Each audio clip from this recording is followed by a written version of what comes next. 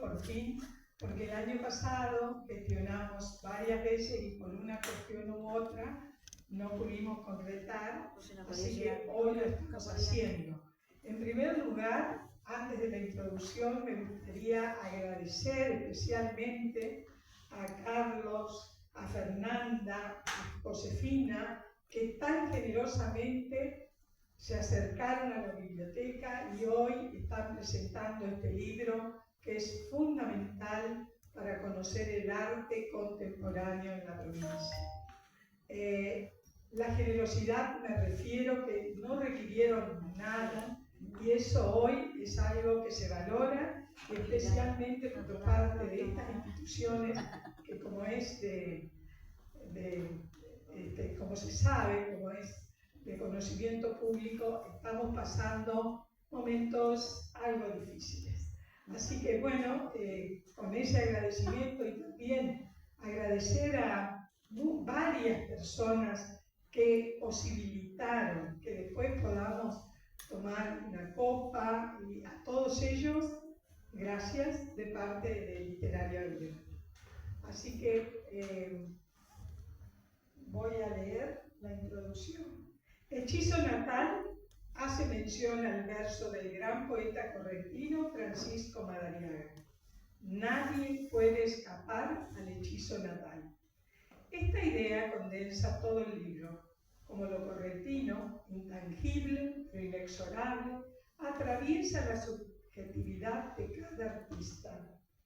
Es un libro fundamental, de fundamental importancia para la difusión del arte correntino y que resulta de relevancia institucional no solo a nivel provincial, sino nacional.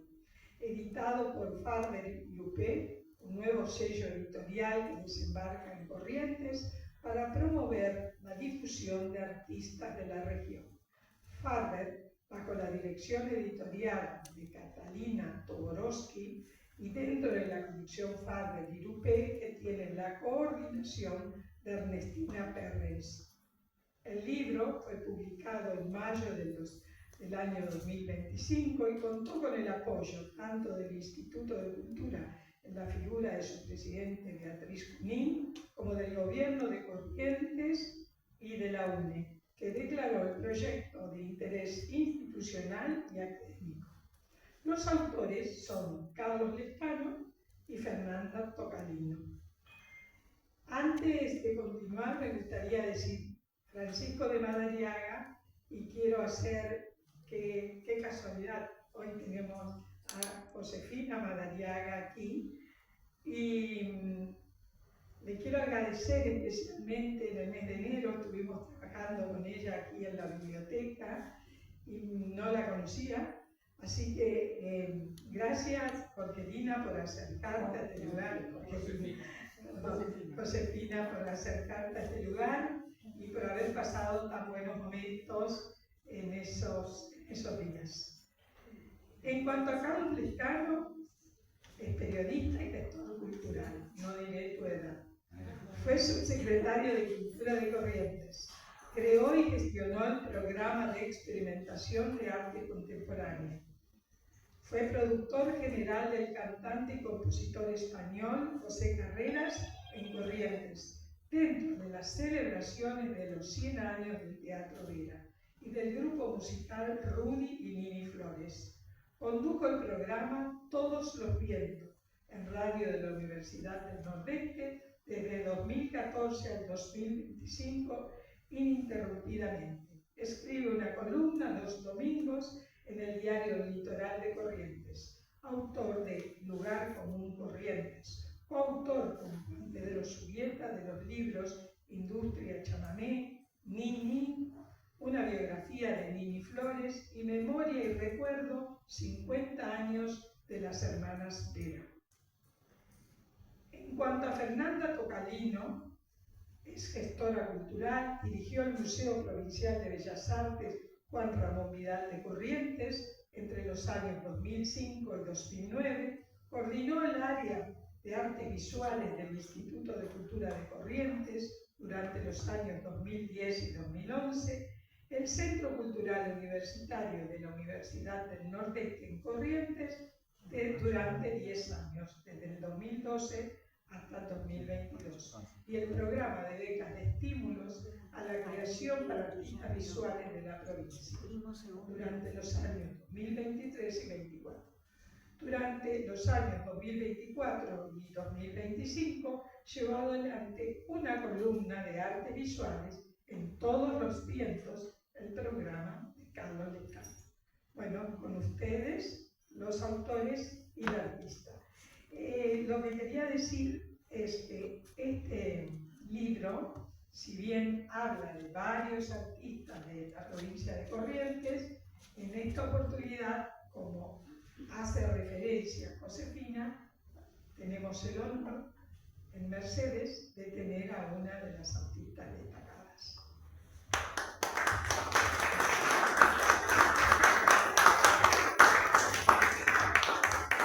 Josefina Madariaga nació en Mercedes Corrientes en 1985. Es licenciada en Artes Visuales con orientación en dibujo de la Universidad Nacional del Arte Argentina. Desarrolla su producción entre la ciudad de Buenos Aires, donde se radica, y la ciudad de Mercedes Corrientes, donde recibió su crianza. Recibió el premio Adquisición del Banco Provincia de Corrientes en Arteco 2022 y el premio Adquisición del Museo Viral de la Provincia de Corrientes, Arteco 2021. Recibió el premio Graduado Salón Prilidiano Pueyrredón 2018 de la UNO. Mención al artista correntino Salón Mesopotámico Ursucuatiá en el 2012. Fue jurado de becas Estímulo a las Artes Visuales de Corrientes en el 2023. Realizó su exposición itinerante La leyenda de la niña Carbonilla en el Museo Juan Ramón Vidal, Corrientes Capital. En el Centro Cultural Nordeste, Chaco y en Cacatí, Corrientes. 10 años de la Feria del Libro 2023. La muestra Ritual en una obra un artista 2023. El otro lado en el Banco Nación Galería Alejandro Bustillo 2017.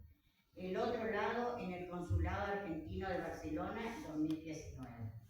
Su obra forma parte de la colección del Banco Nación Argentino, del Museo Juan Ramón Vidal de la provincia de Corrientes, del Banco de la provincia de Corrientes, el Museo de Arte Contemporáneo de Corrientes y en diferentes colecciones privadas en Argentina, Uruguay, Paraguay y España. Actualmente está exponiendo en el Centro Cultural Ricardo Rojas. Hola, muy buenas noches. Bueno, muchas gracias por invitarnos. Lali siempre está amable con nosotros. Venimos hace muchos años acá por diferentes motivos. Me parece que todos los correntinos, ¿no? Hemos presentado muchos libros de autores correntinos acá. Hemos celebrado la constitución de Corrientes, ¿no es cierto? 200 años aquí, con Enrique de Neri y con Dardo Ramírez Velázquez. Es un acto muy hermoso que hicimos acá.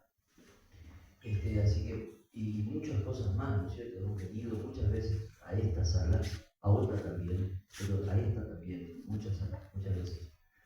Si siempre lo que nos convoca es Corrientes, ¿no? Y ahora también nos convoca Corrientes.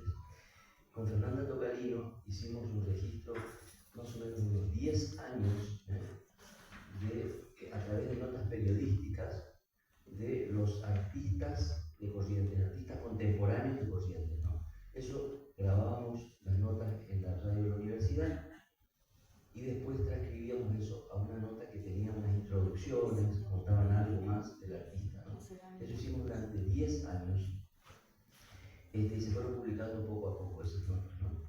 Hicimos muchas y este libro que está acá contiene unas 20, 21 notas que son entrevistas a artistas. Y eso hace que les damos la palabra y estén en primera persona, ¿no? Ellos cuentan algo acerca de sí mismos, algo acerca de su obra. Eso es el libro. Ahora, este es un tema. Ahora vemos un poquito más del libro. Dentro de ese libro está la obra y la entrevista de Josefina Madariaga, que nosotros la consideramos muy importante ahí, por eso está aquí en el libro, la elegimos específicamente. Y entonces entonces vamos a tratar de esta niña Carbonilla, ¿no? Entonces vamos a ver después cómo dialoga este hechizo natal y la niña Carbonilla. De eso vamos a hablar ahora. El libro obviamente habla del arte contemporáneo. El arte contemporáneo tiene un montón de particularidades que son, en todo caso, disruptivas de lo que veníamos viendo en el arte contemporáneo, en el arte hasta el siglo XX. Todo el siglo XX estuvo marcado por un montón de cambios, ¿no? Y el siglo XXI más todavía, ¿no es cierto?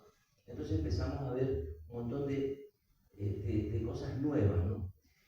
Pero, sin embargo, en todo lo novedoso que tiene el arte contemporáneo, y raro y estrafalario, si quieren ponerle ese título, ese nombre, hay algo que tienen todos los artistas que están allí.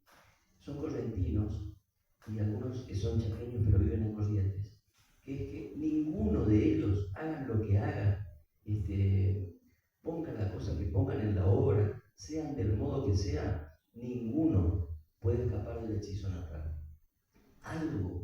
Algo de lo de Corrientes está allí en la obra, presente siempre.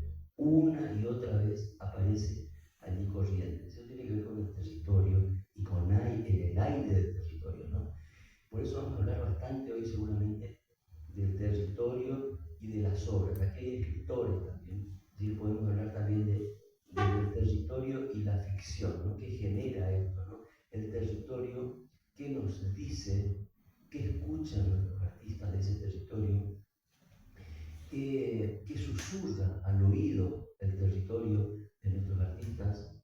¿Qué musas aparecen, ¿no? ¿Qué musitan al oído cosas desde el territorio? El territorio genera estos embrujos, como diría Madariaga, ¿no? Y genera estos aires de apariciones, ¿no? Que vemos en la obra específicamente de Josefina Madariaga. Que es una obra misteriosa, yo siempre le dije que era un peligro latente en la obra de Josefina, y que creo que a todos nos atrapa. A mí particularmente me gusta mucho, me conmueve. Nosotros siempre decimos que este es un registro periodístico no académico, entonces nosotros hablamos de lo que nos produce, y lo que me produce a mí es un asombro enorme, me conmueve, me emociona ver la obra de Josefina desde siempre, desde la primera vez que vi unos dibujos que me mostró Fernando Tocalino en plena pandemia, me mandó unas fotos por WhatsApp. Y desde ese momento, el hechizo, ¿no? El hechizo es el encantamiento más que el maleficio, ¿no? De esto también es importante señalar. Así que de eso vamos a hablar de lo que produce el territorio en Josefina, que en alguna nota que le hice hace poco hablaba inclusive de la ruralidad de algunas de sus obras, ¿no es cierto? Estamos acá en un lugar muy particular donde la potencia de este territorio es muy grande. Esta gran planicie que nosotros tenemos acá, que ustedes conviven con eso, y que nosotros cada tanto que venimos la disfrutamos tanto. O la otra vez que vine fuimos a ver Itapujú, que disfruté tanto. Es tan difícil llegar y ver esa piedra, como dice Juan Folguería, enhiesta, ¿no? En medio de esa planicie, conmueve. Este es un territorio que conmueve, que nos atrapa, que nos embruja, que nos queda en el corazón, ¿no? Uno se va, yo me voy a Corrientes allá que el río, y llevo esta planicie conmigo, ¿no? Llevo este pastizal, llevo estos aromitas, este pinillar conmigo. Eso les pasa a los artistas. Ese es el hechizo natal. Le voy a decir a Fernanda que nos cuente algo de lo que le pasó a ella con el libro, y después vamos a ver cómo el hechizo natal opera en la obra de Josefina Madariaga. Como decía Carlos, el libro surge un poco de la curiosidad, de las ganas de indagar, de conocer un poco más sobre obras y artistas. Al principio yo no hacía las entrevistas, sino que era un poco el dealer, ¿no? Era como quien le ofrecía o le mostraba algunas hallazgos que yo veía. En el caso de Josefina, aplicó a un salón en el premio UNE y digo, esta artista, sin saber que era correntina, veía la obra y tenía algo que enseguida había había una empatía, había algo que la mostraba como algo más cercano, algo conocido. Y después, por supuesto, indagando, averiguando quién era, descubro, para mí era un hallazgo conocer una artista correntina que no conocía. Esto viene un poco a cuento porque, como mencionaba Lali, yo hice un paso por el Museo Vidal, por el área de artes visuales de la provincia, hice un relevamiento de artistas de la provincia, un mapeo, y me parecía importante conocer un poco las raíces, los pintores que se quedaron en este territorio, como Sabat, pero también me interesaba que el mapeo y que el relevamiento sea lo más completo posible, que muchas veces hay artistas que sobresalen y que se difunde, se promueve su obra, pero hay otros que están un poco más en los bordes, a la sombra. Entonces cada vez que conocía a un artista me parecía interesante profundizar, conocerlo más. Y por supuesto un interlocutor fabuloso, Carlos, que es un entusiasta, enseguida quiere conocer más y es fácil engancharlo para que haga una buena entrevista. Así surge un poco este va y viene, ¿no?, de entrevistas que, como bien decían, se hacían en principio en la radio, hablar con un artista visual en un mundo de imágenes, poder contar un poco el cuerpo de obra, a veces describiéndolo y no sabemos si del otro lado el oyente interpreta un poco aquello que estamos diciendo. Así que era interesante rodear un poco a veces esas obras, conocer un poco más sobre la vida del artista, y no tanto sobre la producción. Realmente un trabajo, un diálogo muy rico y que, como decía Carlos, hicieron muchas entrevistas y esta es una selección de 19 entrevistas que son, yo digo, una curaduría afectiva, ¿no? No es solamente que se han seleccionado porque son las más virtuosas o porque tienen una trayectoria que amerita que pasen a estar, que se protejan para que perduren, ¿no?, en un libro, sino que de algún modo eran aquellas obras que entendíamos que hablaban de algo que a nosotros nos parecía cálido, importante de rescatar. Este territorio donde la nostalgia tiene un lugar muy, muy importante. Josefina vive en Buenos Aires y ese territorio lo lleva en el cuerpo a partir de las experiencias vividas en su Mercedes, pero lo vemos en cada una de sus obras, esas evocaciones, ¿no?, como muchas otras y otros artistas que están en este libro. Hay rituales de duelo, como es la obra de Lucía Bardella, hay hay muchas cosas que remiten al territorio, no solamente desde lo contemplativo y lo literal, sino con esta capa de sentido que da a veces la experiencia, ¿no?, de vivirlo con el cuerpo. Y insistir que no es un libro académico, no es un trabajo de investigación, sino que es esto, ¿no?, un diálogo donde las entrevistas tienen el protagonismo, lo tienen los artistas. Bueno, vamos a conversar con Josefina, vamos a pedirle que querés contar algo vos sola, querés que nosotros conversemos. No, me parece que está bueno decir que es bueno estar en casa con la Josefina y hablar acá para ustedes, hablar con ustedes. Me parece que lo mejor que le puede pasar a un artista, ¿no?, que es volver al lugar de uno. Quiero contar que está pasando ahora una muestra muy importante en el Centro Cultural Rojas, en la Ciudad de Buenos Aires, que depende de la Universidad de Buenos Aires, que llevó adelante Josefina, con mucho éxito, mucha gente, muy buena crítica tiene eso, y nosotros creemos que es consagratorio del trabajo de Josefina en la capital federal, que entra ahora, me parece, a jugar en una liga muy grande, porque por la calidad de la obra que está ahí, por el cuidado del montaje de esa obra. En fin, ahí hay algo muy importante que está sucediendo todavía. ¿Cómo opera el territorio turco? Bueno, primero agradecer a Gali, agradecer a la universitaria. Volví después de mucho tiempo, pero yo le contaba a Gali que yo acá venía a cantar en el coro. O sea, que ya de chica venía acá y también me encontré con mi profe de francés, de chica, como que un revisionismo. Y tengo mi club de seguidoras, porque allá tengo a alguien que fue a Buenos Aires y vino acá también a la muestra. Así que agradecer, la verdad.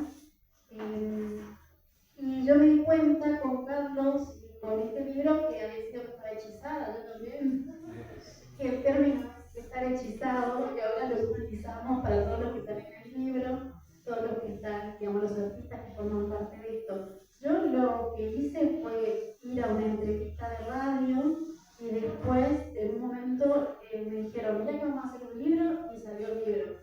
Y me pareció fabuloso, sobre todo que encontrar, y cada vez más se fue armando un círculo grande de artistas que nos fuimos vinculando y conociendo, ¿no? En la provincia también, bueno, son muchos institutos de cultura, también generar el libro. Carlos y Fernanda son dos gestores increíbles en lo que es el arte en la provincia, y eso se agradece un montón porque gracias a ellos, que fueron recopilando y juntando y van pueblo por pueblo, porque es así, recorren y buscan. Yo no me hubiese enterado quizás de toda la gente y armaron el programa artistas. Y ahora nos damos cuenta, al menos yo me doy cuenta, que así como estoy yo acá en Mercedes, había en simultáneo alguien en Empedrado, en Tacatí, en Chavarría, en Ituzaingó, y en varias localidades que vos decís, bueno, todo esto ocurría, ¿no? Es importante que quede plasmado y que quede en un libro, me parece muy valioso. Bueno, y la verdad, orgullosa de ser parte y darme cuenta también que sí, es algo que nos une a todos, lo que es la provincia, la historia y lo que Madariaga dice, el hechizo natal. Creo que en mi caso no me lo puedo sacar de encima, o sea, todo lo que hago y construyo es en base a todas las experiencias vividas en esta provincia, en Mercedes, sobre todo porque yo donde más viví fue en Mercedes, y es tan fuerte el imaginario que creó en mí, ¿no? Todo lo ocurrido, que ya no me lo puedo sacar, y es algo que va conmigo siempre.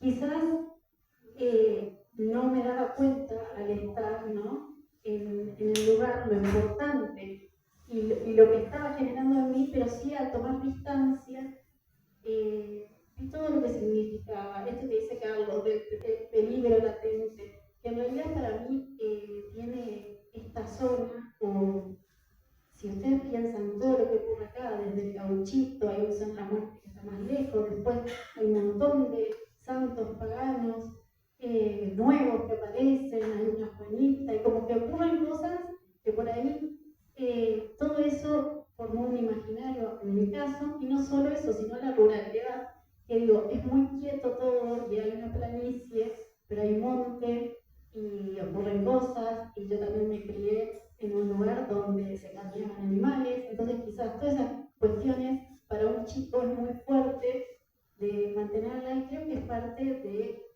lo que llevo hoy en día, ¿no? Esta convivencia del gaucho, del mencho, con el animal, con el cuchillo, lo sanguinario, ¿no? Que hay una cuestión pura, mercedeña, que no sé si ocurren en otras localidades.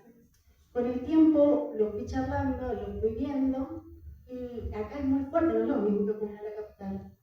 y después diferentes personajes de leyendas, de mitos, que todos han escuchado, ¿no? Como, bueno, yo hice una sobre la pola, pero después están todo lo que te puede rodear en el medio de la naturaleza, que dije en un momento, ¿por qué estamos tan invadidos, lo hablo ahí con amigos poetas, invadidos de un imaginario extranjero, ¿no? Y no de, ¿por qué tengo que repetir un imaginario que me viene de afuera, siendo esto mucho más potente y siendo nuestro propio, una identidad que yo la veía en otros pintores, pero más desde La Rioja, Mendoza, no encontraba en mi zona, lo único que encontraba que representaba mi zona era Cándido López, y también con una potencia muy histórica, de todo tipo que me interesa Cándido López, sobre las batallas, pero de repente es también lo que es la provincia, una provincia muy bélica, con muchas batallas, con mucha,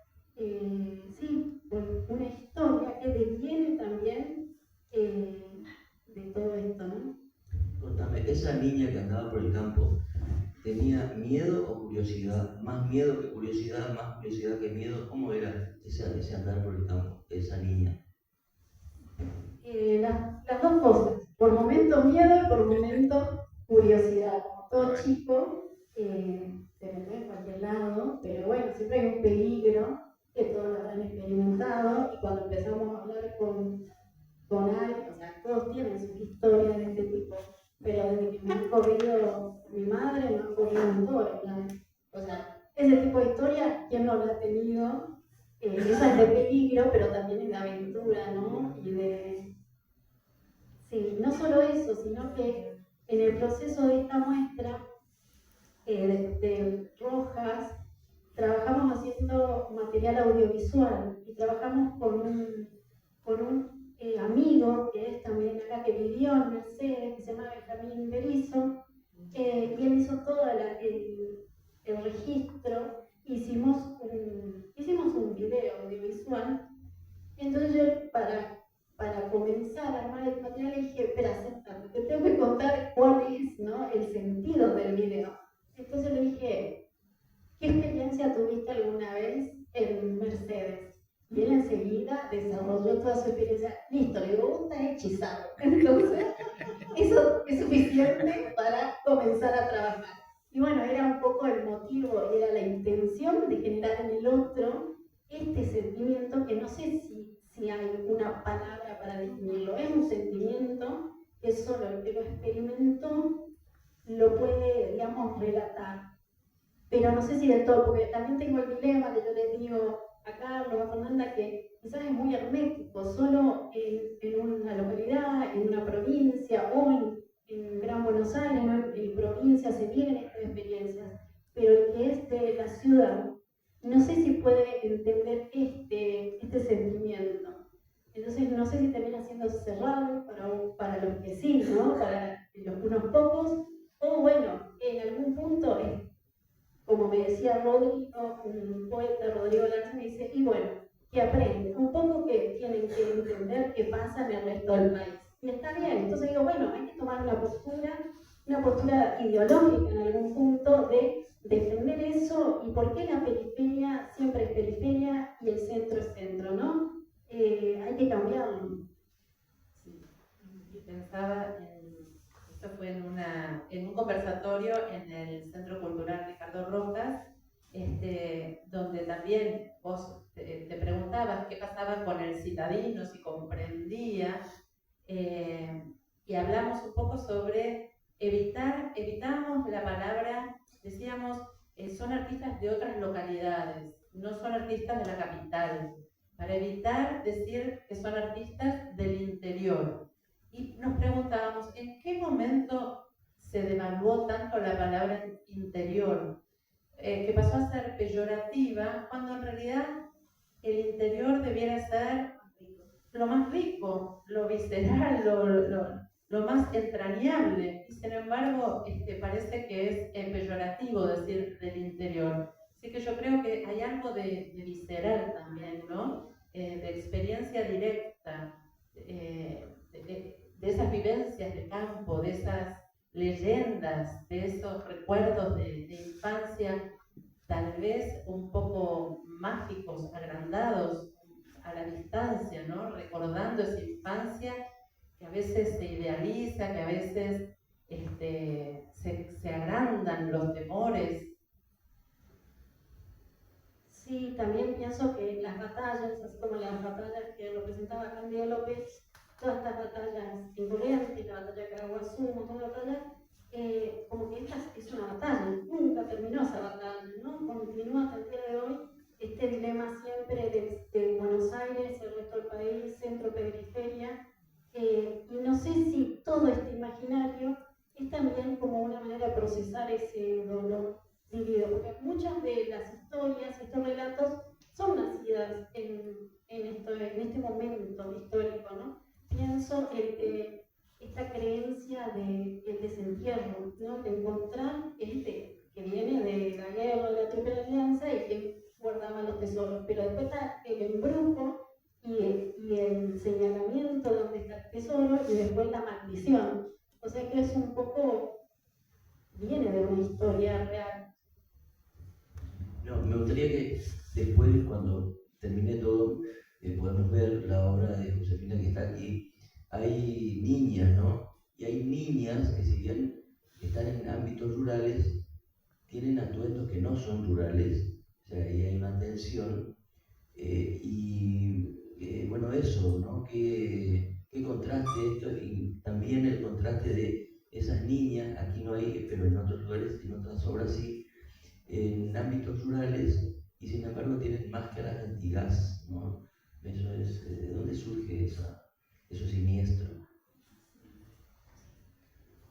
Bueno, primero vino un embolleré de imágenes de lo que podía traer, de lo que no está expuesto hoy en día en el Rojas. Entonces hice una selección un poco versátil de traer de cada serie, de varias series que trabajo, porque yo trabajo por momentos acuarelas, trabajo tinta china, trabajo también carbonilla, el dibujo, y después tengo una serie que son de niñas que salieron en la pandemia, ¿no? Pandémicas, y ahí trabajé muchas máscaras, el concepto de máscaras, que tenía tanto máscaras de diferentes pueblos, de diferentes civilizaciones, como mexicanas, de dioses mexicanos, hasta de máscaras como ya venía trabajando antes de gas, ¿no?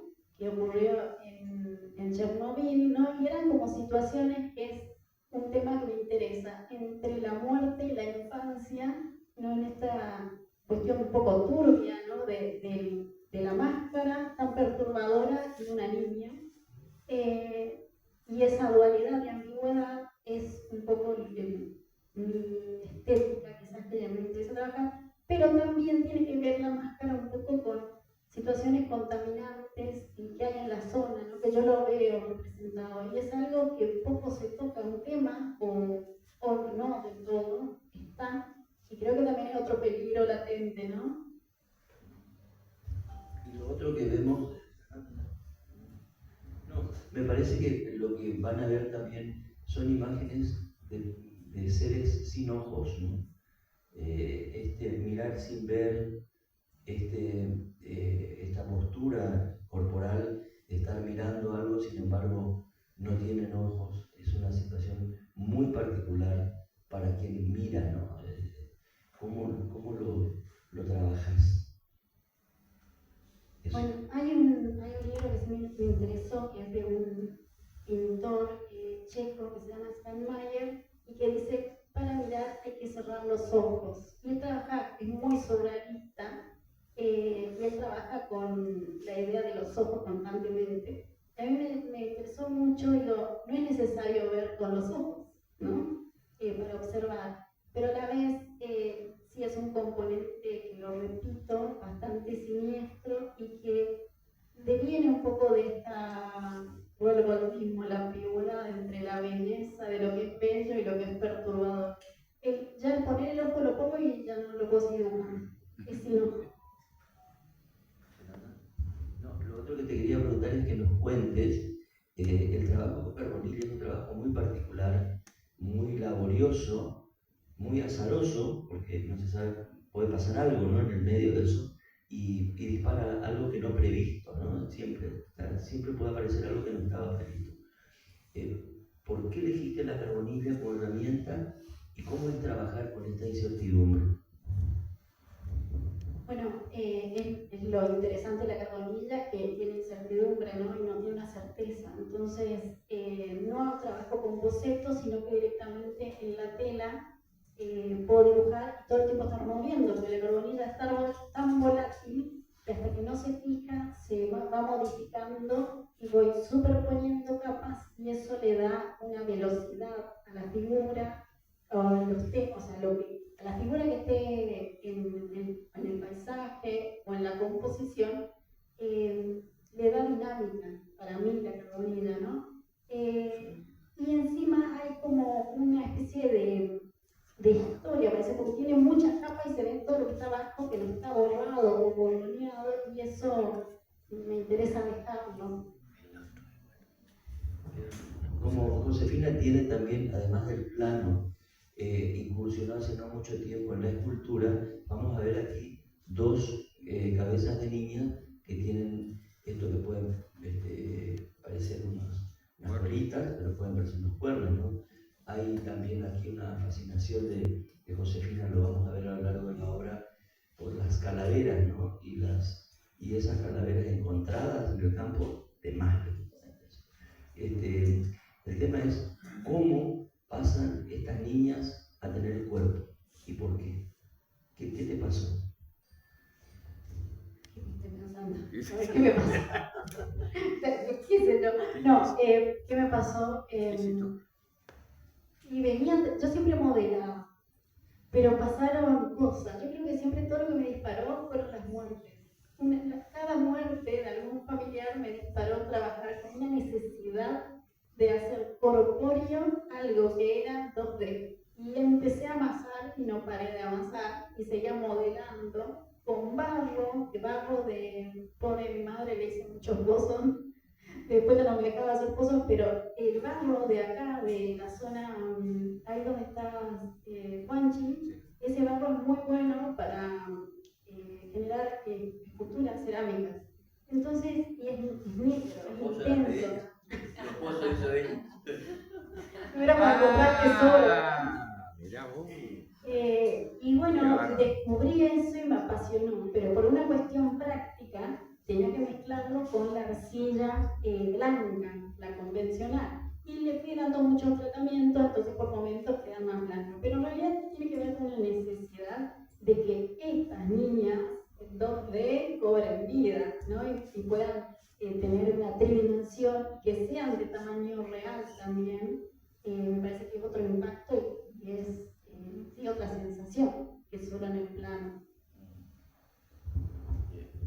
Y hay una niña en Rojas, en Buenos Aires, que tiene una bandeja que tiene ojos, ¿no? Ella no tiene ojos y sin embargo los ojos están escribidos en una bandeja, ¿no?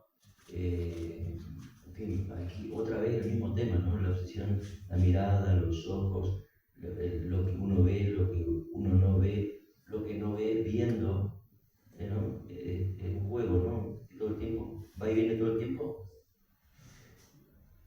Sí, lo mejor es que cada uno haga su interpretación y no cerrar, No, claro. La idea, lo ideal es que el otro interprete, pero un poco esa obra, cómo nació de un cuento que escribí a raíz de unos ojos, lo cuento, porque acá es más natural. Por ahí si lo cuento en Buenos Aires, todos se quedan mirándome, porque en el campo veíamos carnear ovejas, y a mí me impresionaba, ¿no? Eso, y me llamaba la atención cuando le sacaban los ojos y por qué se llamaban los ojos. Y ese hecho, ese acto, yo escribí un cuento que se trataba de sus ojos, que no se sabían si eran los ojos del animal o el que lo carneaba.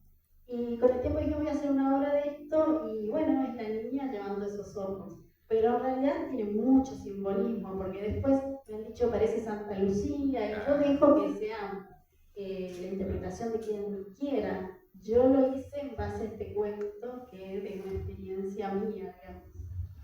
En el Rojas se ven grandes volúmenes ¿Por qué eso? ¿Cuál es la necesidad de que sean tan grandes los volúmenes? Hay una obra enorme que es La Hora, por ejemplo.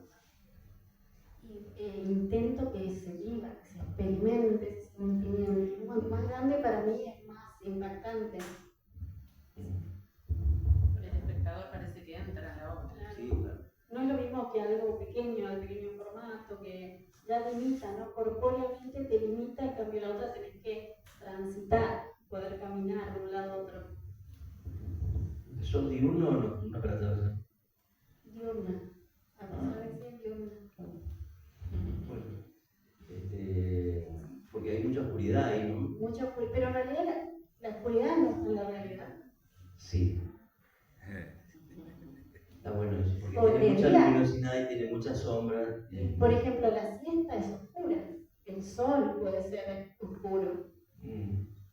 Acá en la siesta ocurren cosas, ¿no? Y bueno. Bueno, ¿quieren preguntar algo? ¿Quieren contarnos algo?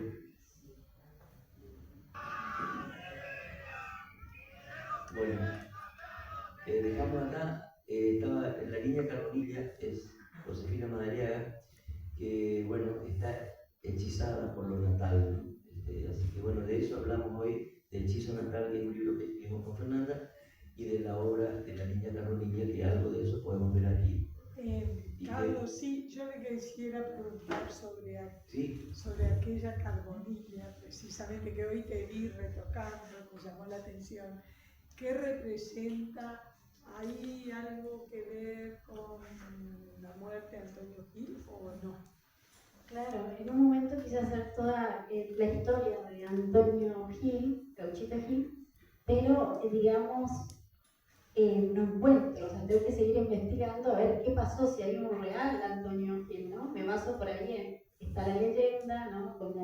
Pero ocurrió el hecho, porque hay una historia real, supuestamente, ¿no? Que él es un desertor, y digo, bueno, si en paralelo a ese mito existe una historia real del gaucho. Y bueno, quise hacer, y lo tengo Gauchito, pero dije voy a hacer varios episodios, pero también por una promesa que tengo yo con el Gauchito. Entonces digo, estoy cumpliendo a poco mi promesa. Creo que ya la voy saldando, pero esta es la parte, supuestamente, que el gaucho se escapa con un compañero, que son desertores de la guerra, ¿no? Hay una versión de esa, y bueno, pero ahí es cuando lo agarran para no matarlo. Y ese es el episodio. Y es nada que ver con la niña Carbonilla, pero un paralelo, digamos, en paralelo tengo muchas series de otro tema, y esta es una de las que quisiera seguir en algún momento. Sí. Y otra cosa que me llamó la atención, hoy me acerqué a mirar que esas niñitas parece que están peinadas muy prolijamente, pero lo que serían los bucles son como unos cuernos, entonces es como que te llama la atención. Así que gracias, Carlos, que explicaste o lograste que Josefina nos explicara eso. Sí, es toda una serie que tengo, una serie que son todas demonios.